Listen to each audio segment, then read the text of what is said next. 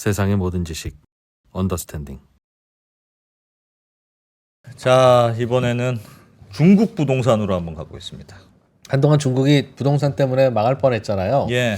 아파트가 전국에 뭐 빈 아파트가 많은데 뭐 그렇다고 이걸 막 부양할 수도 없는 게 그러면 또 이제 부채가 부채를 낳고 네. 건설회사들 구조조정도 안 되고 근데 그렇다고 해서 구조조정 좀 하려고 했더니 또 온 나라가 아파트 온 나라가 난리가 나고. 난리니까 이게 뭐 건설 경기에 의존하는 나라의 숙명일 수는 있는데 조금 부양책으로 돌아서고 있는 것 같긴 한데 아파트 양적 완화를 시작했답니다. 그래서 중국에서 뭐가 조금 변화가 있는 것 같아서 조금 자세히 어떤 의미가 있는지 중국으로 건너간 장순원 기자님 만나봅니다. 네. 어서 오십시오. 네, 안녕하세요. 네, 중국 다녀오셨습니까? 보내주세요. 예, 중국은 안 가고 일단 외신으로 공부한 예, 네. 뭘 발표했습니까? 중국이? 중국 부동산 시장이 뭐 어려웠던 게 어제 오늘 얘기는 아닌데, 뭐 중국 1, 2위 부동산 개발 업체인 헝다, 뭐 비구이위안 이런 데가 파산 위기를 겪고 있고 뭐 어려운 상황이 지속되고 있는데, 그랬죠. 중국 정부가 부동산 시장을 살리려 이번에 종합 대책을 내놨습니다. 예. 이게 왜 중요한 의미를 갖고 있는지 좀 설명을 해드릴 텐데요. 화면 잠깐 보여드릴까요? 이건 외신에서 이제 그 대책을 평가한 건데 중국이 점점 더 심각하게 그 주택 부양을 받아들이고 있다. 아, 네. 마침내, 네. 파이널리. 이제 그만큼 이제 시급한 상황이 이제 부양 쪽으로 내딛어야 되는 심각한 상황이라고 판단했다는 거고요. 예, 뭐 그렇게 된 배경에는 이게 이제 중국의 집담한 주택인데 이게 중국 전역에 사실은 정확한 숫자가 없긴 한데 이 미완성 주택이 중국 내에 한 2천만 채, 많게는 3천만 채 정도가 있다고 해요. 그 중국 노무라, 이제 일본 노무라 쪽에 이제 추정치인데 예. 이게 해결되려면 돈이 2천만, 3천만 채. 네, 여긴 단위가 좀 크더라고요. 예, 와. 네, 이런 것들을 해결해야 되는데 네, 이런 것들을 해결하려면 이제 뭔가 지금까지 방법으로는 안 지금까지 되겠다. 방법으로 안 되고 조금 더 부양에 힘을 많이 실는 중국 정부의 어떤 스탠스 변화가 요번에 좀 있었습니다. 요번에 지난 5월 17일 날 발표된 중국 부동산 부양 패키지인데요. 예, 뭐 1, 2, 3, 4 이렇게 나눴는데 1부터 3까지는 예전에도 주로 볼 수 있었던 뭐 계약금을 조금 낮춰준다든지 주택금리를 낮춰준다든지 LTV 비율 우리 뭐 주택담보 인정 비율 여기는 예. 지금 1주택인 경우에 85% 자기 돈 15%만 내면 이제 살 수 있도록 더 열어주고 야, 저렇게 많이 불러줬어요? 예. 현재도 저렇습니까? 주택금리도 낮춰주고 했는데 여기 요번 부양 대책에서 가장 눈에 띄는 거는 요 네 번째 약 56조 원 규모의 보장성 주택 재대출. 그러니까 저기 무슨 지방 정부가 예. 임대주택을 매입할 수 있도록 중국 인민은행이 이 56조 원을 아주 싼 금리로 뭐 1%대 금리로 국유기업에 빌려줘서 이 국유기업이 그 시장에 나와 있는 재고주택을 사들여서 임대주택으로 활용하겠다. 이런 대책이 이번에 발표가 됐는데 그러니까 이게 시장에 좀 의미가 있는. 인민은행이 네. 하여튼 자기들이 찍어낸 돈으로 네. 사실상 인민은행의 돈으로 빈 아파트를 사들인다는 거네요, 정부가. 그러니까 인민은행이 국유기업에 돈을 빌려주고 네. 그 하여튼 뭐 국유기업이 그 돈이니. 국유기업이 그 재고주택을 사들인 그런 스킴인데 요게 그러니까 뭐 중국 정부의 공식적인 발표는 국유기업이 합리적인 가격으로 아파트를 사들여서 예. 저렴한 주택으로 활용할 수 있도록 56조 원의 대출 프로그램을 마련했다. 뭐 이렇게 발표를 했는데 예. 중국이 작년까지 막 2천만 채, 3천만 채처럼 이 준공이 안 된 아파트들이 엄청 많았잖아요. 예. 이 아파트들이 여튼 준공이 될 수 있도록 하여튼 최선을 다해서 어떤 정책적인 역량을 집중했는데 일부 많은 아파트들이 이제 지어지긴 했는데 여전히 시장에서 거래가 잘 안 된단 말이에요. 예. 이게 이제 악성 재고, 미분양 주택으로 남아 있고 이게 점점 쌓여 왔는데 어떻게 보면 이제 국유 기업을 동원을 해서 이제 이 재고를 조금 소진하겠다, 재고를 좀 해결하겠다. 이런 의지를 내비친 건데요. 그 전까지의 중국 정부의 방침은 금리를 낮춰주고 네. 뭐 계약금 너 조금만 내도 돼, 다 빌려줄게. 하여튼 웬만하면 집 좀 사라. 뭐 그렇게 일종의 수요 부양책을 써왔는데 네. 그걸로 충분치 않으니까 아예 그냥 정부가 직접 빈 아파트를 사는 진짜 2% 말대로 양적 완화인 셈이네요. 실제로 네. 사들이는 셈이네. 실제로 사들이는 그거고 사들이는 방식이 조금 재밌어서 갖고 왔는데 예. 그 이제 지난 4월 30일 날 열렸던 중국 정치국 회의라는 곳에서 예. 중국의 부동산 부양 방향이 조금 바뀌기 시작했다는 시그널이 나왔거든요. 예. 이제 지금까지는 준공을 하는데 주안점을 두고 수요를 부양하는데 주안점을 뒀다면 이제 중국 내 재고 주택을 어떻게든 떨어내야지 그 부동산 개발 기업도 살고 은행의 건전성도 조금 좋아질 거다. 그리고 그 주택 개발 업체, 부동산 공급 업체들의 구조조정도 좀 해야 되는데 그게 예. 잘 안 되고 있으니까 그런 쪽에 어떤 구조조정까지 염두에 두고 정책을 펴 나가겠다 이런 시그널이 나왔어요. 예. 그러면서 나왔던 게 이제 이구환신이라는 프로그램입니다. 이구 환신. 그게 뭡니까? 이게- 이구 예. 구 오래될 구인가? 네, 그러니까 중고 제품을 새 제품으로 교환하면 이제 혜택을 주겠다 뭐 이런 뜻인데 구를 신으로 바꾼다. 예. 어허. 이게 예전에 왜 중국의 뭐 자동차라든지 옛날 가전들을 새 걸로 바꾸면 보조금을 지급했는데 예. 이걸 이제 부동산 시장에도 이제 적용을 한 그런 케이스입니다. 자, 예를 들면. 어떤 거냐면은 이 구조를 제가 설명을 해드릴게요. 예. 그때 나왔던 이구환신의 개념은 이렇습니다. 이제 헌집을 그러니까 재고 주택을 갖고 있는 이제 A 씨가. A 씨가 이제 새로 이제 새 집을 사고 싶은데 그러려면 돈이 많이 없으니까 옛 집을 팔고 사야 되잖아요. 예. 근데 거래가 잘 안 돼요. 그러니까 이 거래를 좀 그러니까 살려주기 위해서 예. 일종의 협약을 하는 겁니다. 어허. 부동산 개발 기업은 이제 A 씨 같은 경우에 이 부동산 개발 기업에서 만든 신축을 사기로 약정을 해요. 근데 돈을 다 내진 않고 일부 계약금 쪽으로 일부만 내요. 예. 그러면 이 부동산 개발 기업은 신축을 그러니까 A 씨가 우리 저 집 사겠습니다라고 찍었던 집을 한 석 달 정도는 다른 사람한테는 안 파는 겁니다. 예. 그렇게 계약을 맺은 상황에서 이 중개인이 이제 A 씨의 구축을 석 달 이내에 이제 파는 미션이 주어지는 겁니다.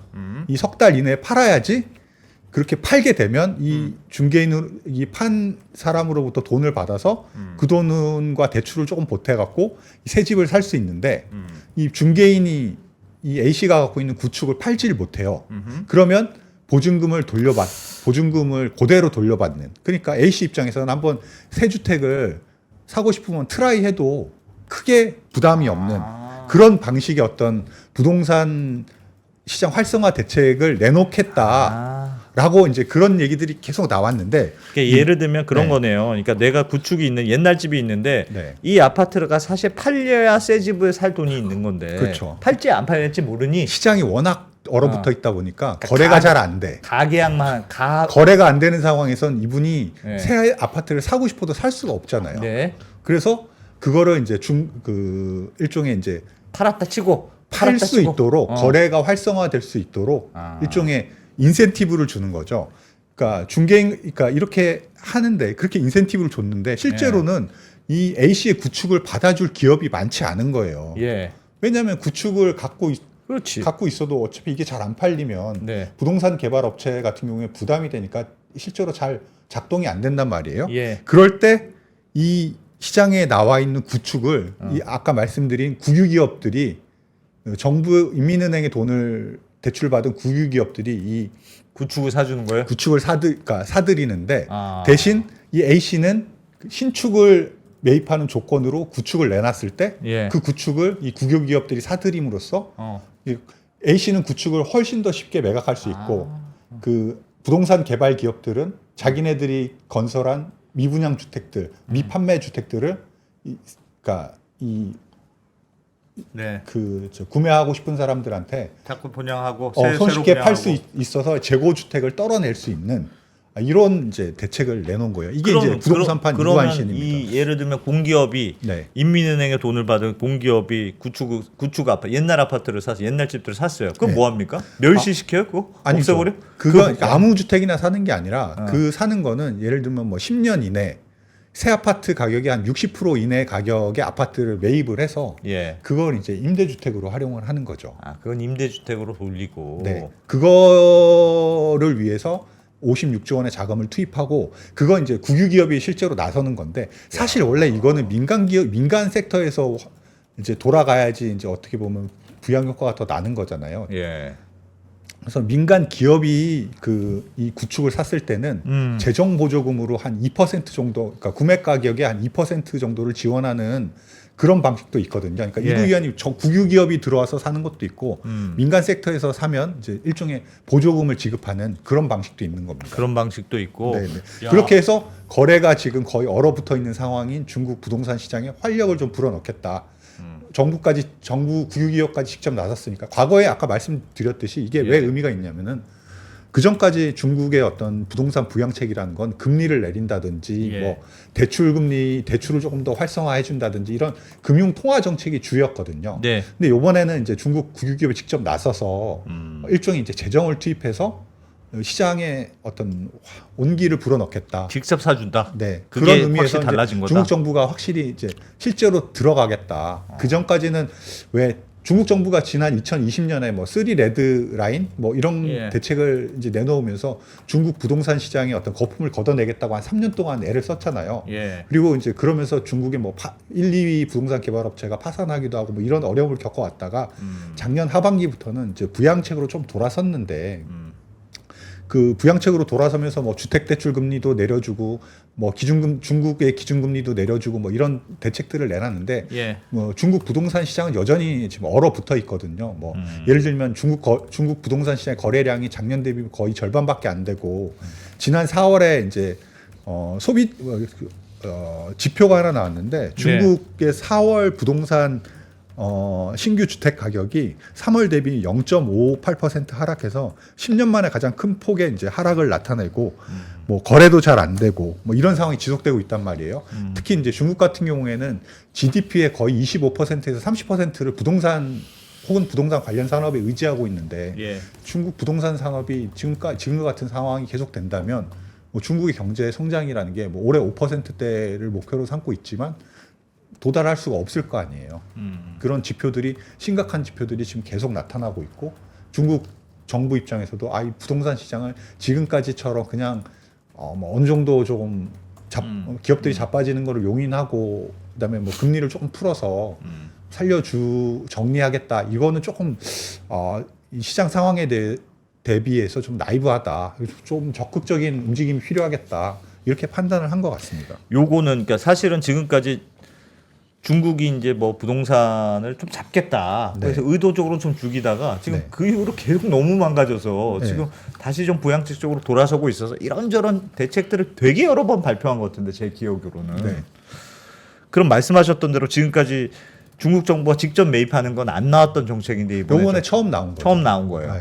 그래서 시장에서 주목하고 이거는 있는 효과가 있을까요? 어떻게 봐야 돼요? 글쎄요. 이게 이거는 이제 뭐 안 나왔던 정책이 나오긴 했는데. 네, 안 나왔던 정책이 나왔고 이게 지금 중국 주택 시장이 뭐 이렇게 계속 가라고 있다면 예. 이걸 뭐 되게 강하게 펌프질하겠다는 것보다는 예. 일단 중국 내부에 이제 쌓여있던 재고를 좀 떨어내야지 어떻게 보면 부동산 개발 업체들도 조금 자금난에 숨통이 트일 테고요. 시장에서도 거래가 좀 돼야지. 중국 정부도 세수의 한 30%를 부동산에서 하는데 얘네는 보유세도 없는 나라잖아요. 주로 거래, 뭐 부동산 매각 대금에 대한 어떤 그런 것들로 세수를 확보하는데 예. 전혀 굴러가지가 않다 보니까 일단 거래도 좀 트이게 하고 중국 기업들 뭐 물론 그 과정에서 구조조정도 하겠지만 뭐 중국 정부가 작년에 왜 화이트리스트라고 해서 그나마 괜찮은 부동산 개발업체 한 50곳을 이제 선별해 냈거든요. 그런 것들에 대한 자금 지원이 이제 시장에서 이루어질 수 있는 거죠. 이번에 대책을 통해서. 그래서 좀 얼어붙은 주택 시장이 조금 녹는 계기가 되지 않을까. 뭐 이런 분석은 내놓는데 이게 중국에 아까 말씀드렸듯이 그 미완성된 주택이 2천만 채, 3천만 채 정도 되고 예. 그 문제를 해결하려면 뭐 약 한 560조 원 정도의 돈은 투입이 돼야 된다. 이렇게 예상하고 외신에서 보고 근데 이건 얼마에 사주느냐에 따라 당연히 그럴 거고 주인 없는 거니까 뭐 네. 1억 원에 사겠다면 1억 원에 사는 거고 10억 원에 내놔하면 10억 원에 내놓는 거니까 결국은 그거 그냥 빈집 갖고 있는 민간이든 누구든 그 사람들에게 돈 주는 정책이긴 한데 네. 그렇게 사들인 주택에는 그럼 앞으로 다람쥐가 살게 됩니까? 임대주택으로 쓴다는 거예요. 임대주택으로? 네. 그럼 지금까지는 그게 왜 빈집이었을까요? 그러니까 그 빈집에 왜 임대를 안 했을까요? 임대가 될 집이라면 밖에 나가서 돈은 안 벌어오고 맨날 술만 먹는 어. 남편이 어. 어느 날 술을 많이 먹고 집에서 쓰러져서 지금 2박 3일째 안 깨어나고 있으면 그 남편을 어떻게든 살려야 되겠습니까? 아니면 내버려 둬야 되겠습니까? 살려야지. 뭐. 결국 그러다 살리기로 한 건데 네. 조금 전에 2%가 그 질문 드린 거예요. 네. 저 남편 저거 살아나면 또 술 또 먹을 술 때. 먹을 텐데 그 뭐하러 살려요? 라고 하는 질문인데 예. 그럼 이대로 냅두니? 라고 하는 이대로 죽일 수는 없으니. 답을 하는 그 구조다. 다른 카드는 없습니까? 이것 말고 만약에 이것도 예를 들면 안 됐어요. 네. 그래서 이것도 제대로 효과가 없어요. 그러면 중국 정부가 또 쓸 수 있는 카드가 있습니까? 글쎄요, 뭐 지금 그러니까 중국 정부가 지금까지 내놓은 부동산 대책이라는 게 좀 절제됐다고 봐야 되는 게 뭐냐면은 전문가들이 얘기하시는 게 1, 2주택 소유자들에 대한 이제 실수요자들 그분들에 대한 주택 규제들은 많이 풀었다고 하는데 네. 실제로 이제 다주택자들에 대한 규제는 아직 풀지 않고 있다고 해요. 뭐 3주택, 아. 4주택 뭐 이런 분들에 대한 대출 규제나 뭐 이런 것들을 안 풀고 있는데 예. 실제로 부동산 시장이 좀 따뜻해지려면 이분들이 과감하게 돈 움직여야 있는 사람들이 되는데, 움직여야 되는데 그런 건 아직 아니다 하는 걸로 봐서 중국 정부가 여전히 그 전에 해왔던 이제 부동산 투기가 아니다. 투기용으로 해서는 안 된다. 또 시장에서 이렇게 돈을 벌어는 투기꾼들을 우리가 막아야겠다는 기본적인 그 방향은 컨셉은 그대로인 것 같다는 거예요. 그러니까 예를 들면 정말 그 위기에 몰리면 이제 뭐 그런 규제들은 싹 풀겠죠. 야, 근데 그 생각이 안 바뀌면은 부동산이 확 살아나기는 어려울 확 텐데. 살아나진 않고 또 중국 자체도 지금 부동산 업 자체가 GDP에서 차지하는 게 뭐 6에서 7% 정도. 예. 부동산 업으로 서비스 업으로만 차지하는 게 그 정도인데 그 선진국이나 뭐 이렇게 좀 경제가 발전한 나라들의 어떤 건설업 비중이 그 정도라는 거예요. 예. 과거에는 훨씬 더 높았는데 이게 이제 중국도 경제 발전 단계에 따라서 건설업 비중을 조금 낮춰야지. 예. 지금처럼 건설업 경기 안 좋으면 나라가 꼬꾸라지고 건설업 경기가 좋으면 세수도 잘 들어오고 나라도 팍팍 돌아가고 이런 그러니까 그런 구조에 언제까지 끌려가겠냐는 거예요. 이참에 좀 그런 구조조정을 어려움을 겪더라도 구조조정을 하면서 이제 어떤 체질을 바꿔야지. 라는 이제 생각이라는 거죠. 구조조정 못하고 이제 결국 다시 살리는 거군요. 그러니까 이제 조금 살리기로 한 거죠. 말씀하신 대로 정부가 사서 네. 그냥 사서 갖고 있는 거예요. 혹시라도 사갈 사람이 있으면 고맙고 네. 아니면 일단 우리가 사서 사실상 그냥 진짜 거기서 다람쥐 키우자 그 아파트 안에서 그렇게 되는 구조인 것 같습니다. 그러겠죠. 뭐 그렇더라도 미분양으로 남아서 돈이 안 도는 것보다는 우리라도 일단 사서 네. 돈을 돌리고 네. 이거는 어떻게 할 거야라고 하면 원래 경제라고 하는 건 주식 시장도 계속 주식을 사는 바보들이 시장에 공급이 되어야 주식 시장이 돌아가잖아요. 네. 우리나라 아파트 시장도 마찬가지고 아파트 한 채 20억인데 이게 맞는 가격이야라고 할 때 맞는 가격이지 이놈아 하고 덥석덥석 사는 그렇지. 분들이 자꾸 생기고 그렇지. 그걸 이제 걱정하는 눈으로 보면 그분들이 바보잖아요. 네. 그러나 그런 바보들이 계속 공급되면 시장은 잘 돌아가고 또 옆에 또 분양하고 그러는 거 아니겠습니까? 네. 도대체 여기서 누가 살긴 살 거야라고 하더라도 그러다 이제 너무 많이 지어놓으면 더 이상 바보를 찾을 수 없어서 시장은 와르르 무너지는 건데 그때 정부가 그럼 내가 다음 바보가 될게 라고 해서 받쳐주면 네. 또 이제 돌아가는 거겠죠 이제 그렇게 해서 또 한 판 돌리자 더 이상 바보가 없으면 이제 그 바보들과 함께 부동산 회사들은 죽음이야 구조조정이야 라고 하려고 했는데 그 고통이 너무 심하니까 바보 게임 한 번 더 하자 라는 얼마를 쓴다고 했죠? 중국이 그 56조 원. 56조 원. 네.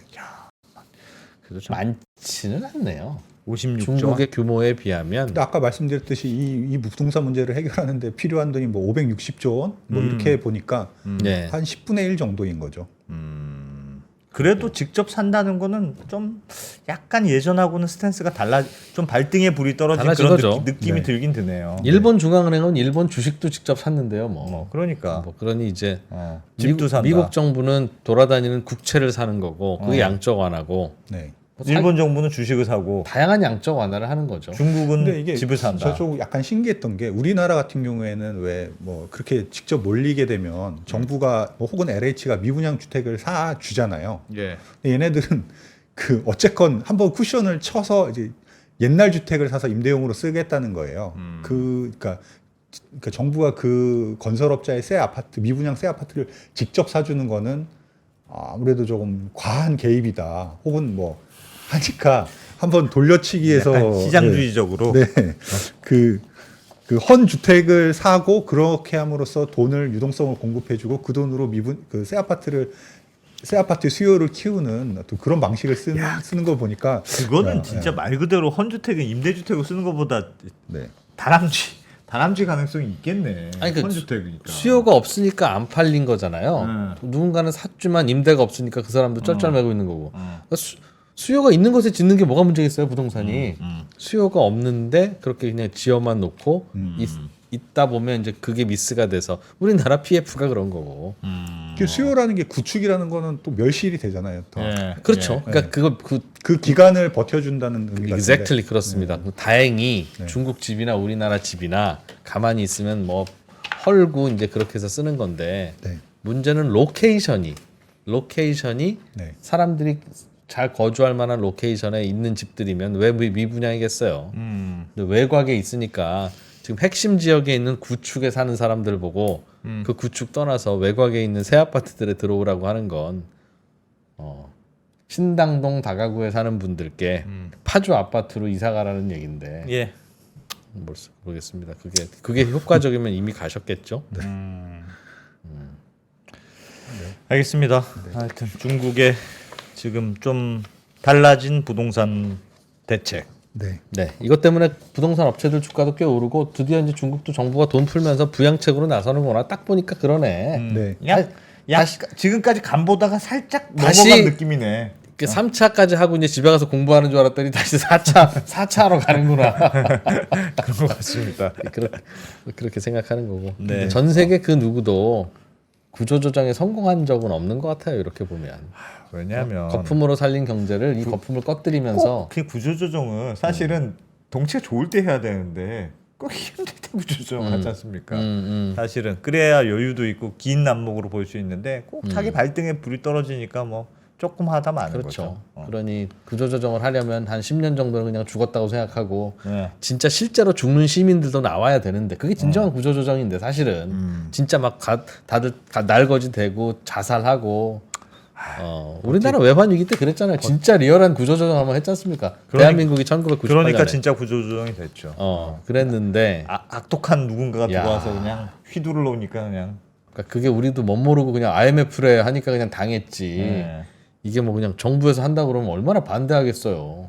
안 가만뒀을 겁니다 아마. 네, 정부에서 그러니까 한다고 했습니다. 야, 그러니까 그게 얼마나 어렵냐는 거죠. 우리나라는 정말 얼떨결에 구조조정 당한 거고 정부가 스스로 특히 선거로 뽑히는 민주정부가 예. 스스로의 결정에 의해서 구조조정을 한다는 건 임파서블한 것 같습니다. 중국 부동산이 이제 조금 살아날 것 같습니까? 그럼 장 기자님 보시기에 어떤 것 같습니까? 뭐 죽을 것 같지 않습니다. 죽지는 않는다. 아니 정말 세게 구조조정할 수도 있다는 불안감이 있었잖아요. 그래서 방향은 바뀐 건 확인이 된 거네. 아직. 네. 확실히 그러니까 이 방향은 뉴스가 이제 전해주는 그 여러 가지 레슨이나 혹은 뭐 임플리케이션 중에 하나는 바뀌었- 예. 우리나라 집값도 싸냐 비싸냐 물으면 상대적으로야 뭐 싸다고 주장할 수도 있으나 인간적으로는 비싸잖아요 집이. 비싸죠. 비싸죠. 그냥. 뭐. 그죠? 그럼 인간적으로는 집이 비싸다고요. 상대적으로도 비싸고 인간적으로도 비쌉니다. 그러니까 다른 나라와 다른 나라 대도시 수도의 집값도 마찬가지라고 하면 그렇긴 한데. 네. 그러니까 인간적으로 이렇게 비싼 집값이 어떻게 인간적으로 유지가 되겠니? 진짜 이제 거품 꺼지고 내려갈 거야. 라는 그런 의견과 고민에 대해서 봐라 중국도 저 거품 못 깬다. 결국은 시진핑이 선거에서 떨어질까봐 저 거품 못 깨겠어요?